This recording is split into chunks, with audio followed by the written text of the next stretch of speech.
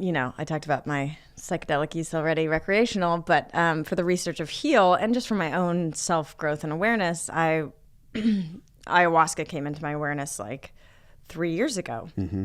And I talked to my friend that kind of was talking to me about it for a year, and she's just like, look, you're not ready until you know you're ready, because it's intense. Mm-hmm. And so I get this sense of urgency sometimes, and I was researching and for what I was doing at the time, and I'm like, I'm ready to do it. So this shaman was coming to LA, and I went to this. It was the shaman that this woman had worked with like 100 times, and she was like apprenticing. So I felt comfortable just via her, and went to this like bottom. I didn't know anybody there. I took a friend with me, and it was like this bottom level apartment in Century City, with the shaman, with people I didn't know, energy I didn't know, and zero framework for what the journey was going to Sounds look like. Frightening. It was freaking awful. Yeah, it was literally hell. Dark, and just I felt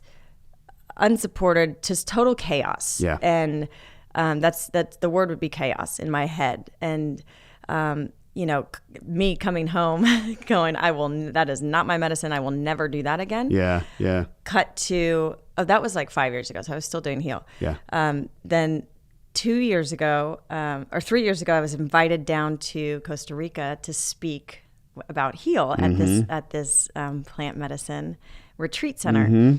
And I assumed that they would have breath work all week, and then ayahuasca. So you had a choice. I picked a week that was specifically breath work and ayahuasca. So I thought I had a choice. Once we got down there, it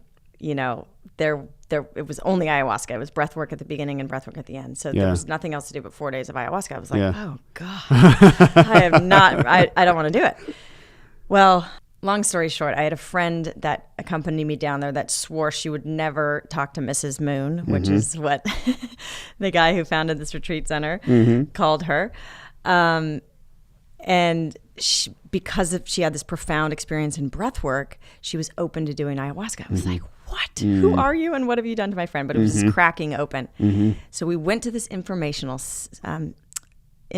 meeting, and they gave us this roadmap of what the journey would look like, the 3 questions you ask Mother Ayahuasca. It was in Costa Rica, very different energy. It was around a bunch of people, but everybody in kind of a community space, outdoors. And I had this roadmap and this framework and this pathway. So I felt prepared going into this. So because my friend wanted to do it, I felt like I had to protect her. And so I just I did it, Yeah. And they were going to do it for 4 days. And he said, look, sometimes it gets one ceremony, you can get through all 3 questions. Maybe it takes 4 days to get through one question. You just don't know. But at least I had the map, and at least I had the understanding of what was going to go down, in juxtaposition of the first time. All of that to say, that experience was so profound. I actually understood why the first, it tied back to that first experience. Yeah. And it was set and setting, and it was, profound and changed me forever, Yeah.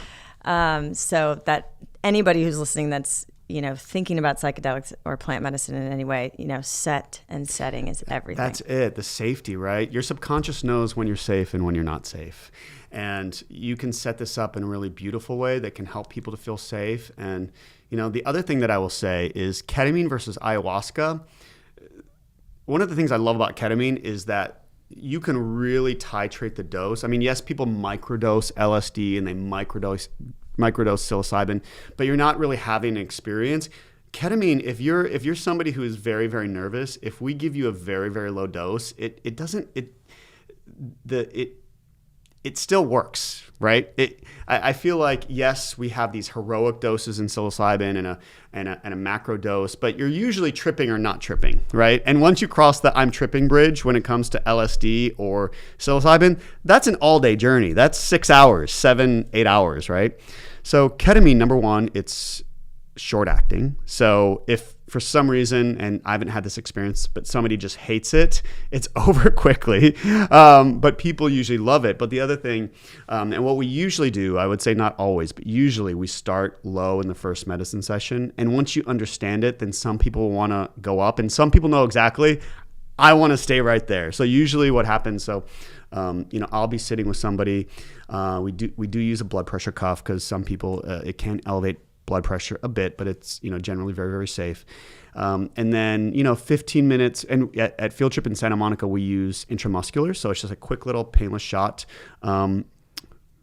Pretty painless, in my opinion. And then 15 minutes later, our doc or our nurse practitioner will come in and say, another or no? And then the patient is usually will usually right away know exactly yes or no. Okay. Deeper or not. But you can have a full experience with a low dose, especially with everything we have, the music, the playlist, my words, the weighted blanket. So if you're somebody who's like, I'm dipping my toe in the water, right? There are different levels of experience. And we see that in literature with ketamine too, So at a low dose, if for your listeners here who probably have never had it, I think a low dose feels sort of like if you've ever taken like a Klonopin. It's kind of just very light, and you feel a little anti-anxiety. Yeah, you just feel very relaxed, and you feel floaty, right? If you've ever had nitrous at the dentist, it feels a little bit like that, just very kind of floaty. But then it goes up from there. So, if you want a sort of a moderate dose, you can have these out-of-body experiences. And then at higher doses, people actually have near-death experiences. They actually, people who've had both a near-death experience in their life and a very, very high dose of ketamine. And I wouldn't say that we frequently use very high doses. I think we're, again, very conservative, but some people really want that experience, and it's what they need. And they're psychonauts. They just want to explore their mind. I've had one high dose experience, and as they also say in psychedelics, once you get the message, you hang up the phone. And I'm good. I got it. I know what it feels like to have ego death, and I'm so, so, so happy I had that experience. And now all of my work is in the low dose range, and that's me personally. There's some people who really want to have one high dose experience in the therapeutic setting once every 6 months, and that's their journey. Mm-hmm. So we are very different. Yes, but it is possible to be one and done. Yeah, for a lot of people, one and done. It's makes me nervous. And especially people talk about ayahuasca. It's a heavy journey for some people. Super intense. Ketamine is not quite as heavy, and the risk for having bad trips is, I think, far, far, far, far, far less. Can you go into field trip and with a session with you with just the intention of going, okay, I know I have this subconscious programming that I am not good enough, which is kind of universal at this point, or I am not loved, or I'm not lovable, whatever these kind of basic belief systems of society that we're all running a certain level of. Can you go in there with that intention and reprogram your brain to that? Yeah. So after you've had your med clearance with our psychiatrist, and then you have a prep session with your therapist, the intake session with your therapist. Then you go into one of my favorite sessions, which is the preparation session. So we are literally, if somebody came in and said, I want to change my programming, we're probably going to really go back in a profound way and do just that. And what I ask people to do, and a lot of my fellow staff members will do this as well, I will assign them to write the story that they would like to tell themselves, like a biography of yourself, an autobiography. I can't say that word right now. An autobiography, but the one that you would like to have in 45 seconds. So then right after your injection, I will read that. So maybe it's Kelly was a girl who learned to love herself at a very early age. And the things that she told herself were kind and loving, and she always valued herself like a mother would care for her young. And everything in her life, she could begin to see that. And if there's anything in her past, she knows how to take care of those feelings. So I would be reading something like that to you as you're falling into this very deep trance. So you're telling the subconscious, I would like to go here. Okay. Right? So in our model is a little different. I think there are some clinics I guess what they do, or their preference is to just give people a bunch of ketamine and see where it goes.